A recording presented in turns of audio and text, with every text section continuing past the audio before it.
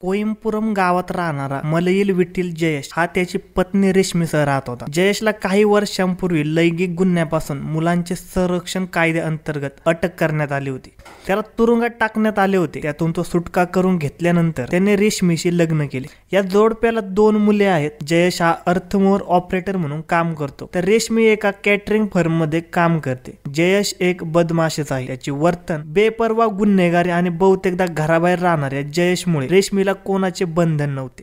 4 चौघीत उठून दिसणारी रेश्मी टापटीप राहत होती. तिचा पेहराव, बोलणे, हसरा चेहरा यामुळे पुरुष तिच्याकडे आकर्षित होत होते. तिच्या बांधेसूद शहरातून दिसणारी तिच्या अवयवाची गोलाई अनेकांच्या मनात उत्तेजना निर्माण करत होती. तिला ही पुरुषांच्या नजरा कळत होत्या आणि पुरुषांसोबत खेळण्याचा नादही तिला जडला होता. त्यामुळे महिलांपेक्षा ती पुरुषांमध्येच जास्त रमत होती. तिचे पुरुष मित्र जास्त होते, तसेच तिच्या पतीचे मित्रही तिचे जीवलग मित्र झाले होते. जयेश घरी नसला तरी त्याचे मित्र घरी येत आणि तिला हवे नको ते पाहत असत. जयेशचा एक मित्र नेहमी घरी येत असतो. तो 29 वर्षाचा होता, पण अजूनही त्याचे लग्न झालेले नव्हते. त्याची भुकेली नजर रेश्मीने हेरली होती. तो तिच्या देहाकडे अदाशी नजरेने पाहत होता आणि आता तिने त्याला देहदर्शन घडवण्यास सुरुवात केली होती.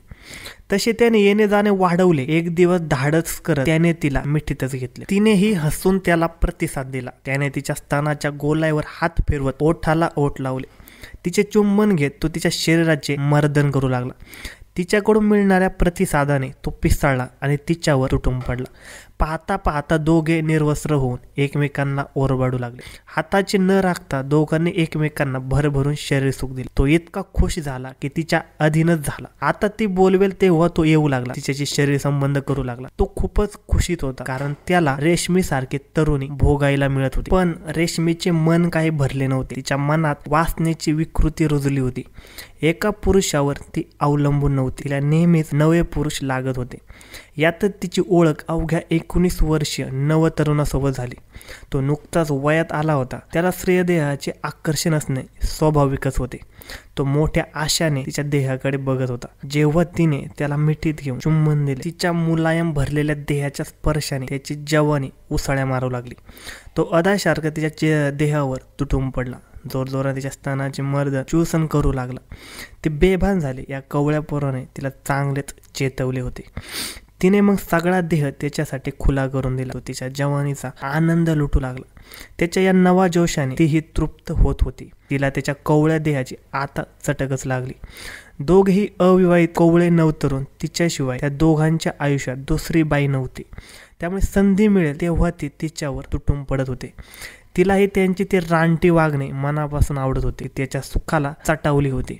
ते दोघे तिच्या देहासाठी आतुर होते, तितकीच तीही त्यांच्यासाठी आतुर होती. त्यामुळे व्हॉट्सअपच्या माध्यमातून ती त्या दोघांच्या संपर्कात होती. पती आणि 2 प्रियकर असा तिघांबरोबर तिचा खेळ सुरू होता. याची कोणाला कानोकान खबर लागणार नाही असे तिला वाटत होते. पती नसताना ती त्या दोघांतील एकाबरोबर संबंध ठेवत होती. त्यामुळे पतीला काही माहिती नव्हते, तर दोन्ही प्रियकरांना वाटत होते की तिचा पती सुख देत नसल्याने ती माझ्याशी संबंध ठेवते. त्यापैकी एकालाही माहिती नव्हते की तिचा आणखी प्रियकर आहे. या सगळ्या वासनेचा खेळाचा शेवट कधी ना कधी तर होणारच होता. नेहमी खुशीत असणारी, नटून थटून फिरणारी रेश्मी पतीला खुश करत होती. आपल्या देखणी बिनधास्त बायको मिळाली याचा त्यालाही आनंद वाटत होता. पण मनात वासनेची विकृती वास करत असल्याने त्याच्या मनात रेश्मीबद्दल संशय येऊ लागला. एक दिवस त्याने तिच्या मोबाईलमधील व्हॉट्सअपचे मेसेज बघितले. तेव्हा तिच्या लक्षात सगळा प्रकार आला. आपले मित्रच आपल्या बायकोला घरी येऊन भोगतात हे लक्षात आल्याने तो बिथरला. त्याने बायकोला फाईलावर घेतले. तू माझा विश्वासघात केला, तू बैतफिकली आहेस असे म्हणत त्याने तिला चांगला चोप दिला. आपले अनैतिक संबंध पतीला कळाल्याने ती हादरली होती. आता आपली धडगत नाही हे लक्षात आल्याने तिला काय करावे सुचत नव्हते.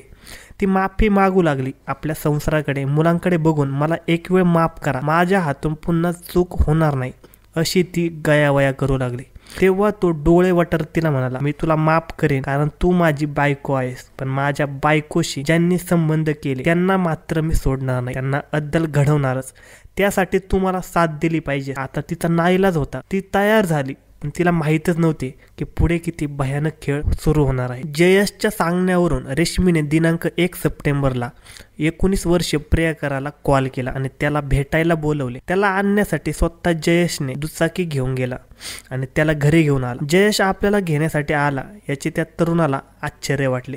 तो मनातून घाबरला होता, पण त्याचा काही इलाज नव्हता. तो घरी येताच जयेशने त्याला विचारले, काय रे, माझी बायको आवडते ना तुला? या प्रश्नाने त्या तरुणाला धडकीत भरली. आपले आता खैर नाही हे त्याने ओळखले.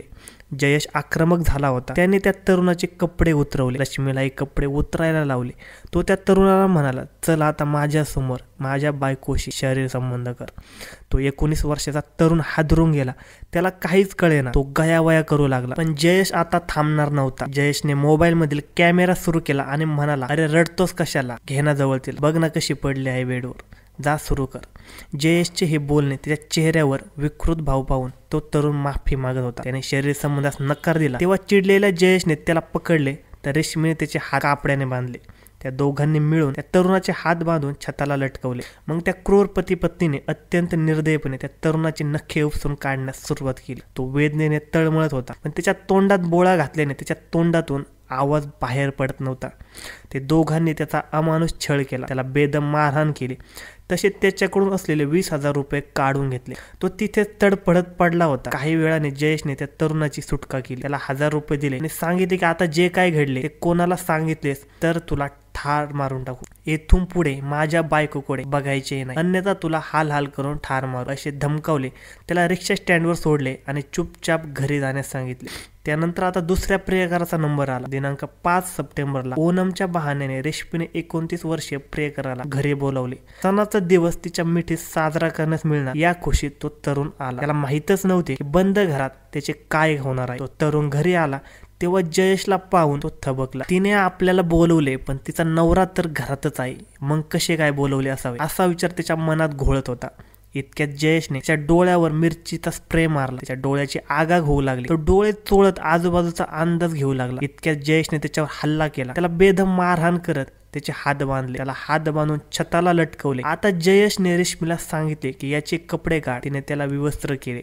तो तरुण गयावया करू लागला. हा काय प्रकार आहे हे त्याला कळत नव्हते, पण आपल्या अनैतिक संबंधाची माहिती मिळाल्याने तिचा पती संतापला आहे याची त्याला जाणीव झाली होती. त्यामुळे तो माफी मागत होता, पण जयेश किंवा रेश्मी कोणीच त्याचे ऐकण्याच्या मनस्थितीत नव्हते. जयेशने कॅमेरा सुरू केला आणि रेश्मीच्या हातात लोखंडी रॉड दिला. याच्या बरोबर मजा मारलीस ना, आता याला ठोकून काढ असा आदेश त्याने रेश्मीला दिला.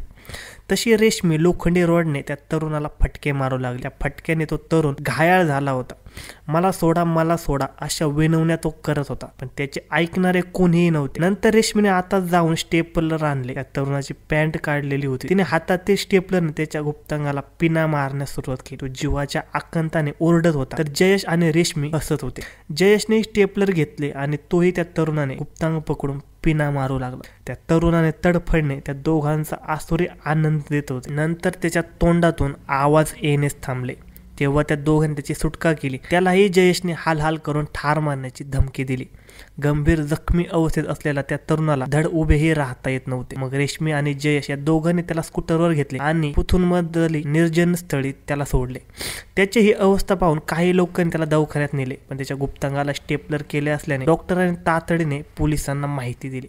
पोलीस लगेच दवाखान्यात दाखल झाले. हे भयानक प्रकरण आहे याचा अंदाज पोलिसांना आला होता, पण जखमी तरुण भीतीपोटी पोलिसांना खरी माहिती सांगत नव्हता. प्रेयसीच्या कुटुंबियांनी मारहाण केली इतकेच तो सांगत होता, पण त्याने प्रेयसीचे नाव खोटे सांगितले. त्यामुळे पोलीस तपास करू शकले नाही. त्याने ना सांगितलेली प्रेयसी किंवा तिचे नातेवाईक न सापडल्याने पोलिसांनी पुन्हा त्याच्याकडे चौकशी केली. तोवर तो तरुण सावरला होता. त्याची भीती कमी झाली होती. पोलिसांनी सखोल चौकशी केल्यानंतर त्याने रेश्मी आणि जयेशचे नाव सांगितले. तसेच रेश्मीशी अनैतिक संबंध होते अशी ही कबुली दिली. पोलिसांनी तातडीने हालचाल करत दिनांक 12 सप्टेंबरला जोडप्याला बेड्या ठोकल्या. त्या दोघांकडे केलेल्या चौकशीत सारा प्रकार उघडकीस आला. या अमानुष प्रकाराने देशभर खळबळ माजवली आहे. अधिक तपास पोलीस करत आहे. धन्यवाद मित्रांनो. अशाच नवनवीन मराठी क्राईम स्टोरीज ऐकण्यासाठी आजच आपला YouTube चॅनल क्राईम कट्टाला सबस्क्राईब करा आणि या घटनेबद्दल तुमचे काय मत आहे हे आम्हाला कमेंट सेक्शन मध्ये नक्की कळवा.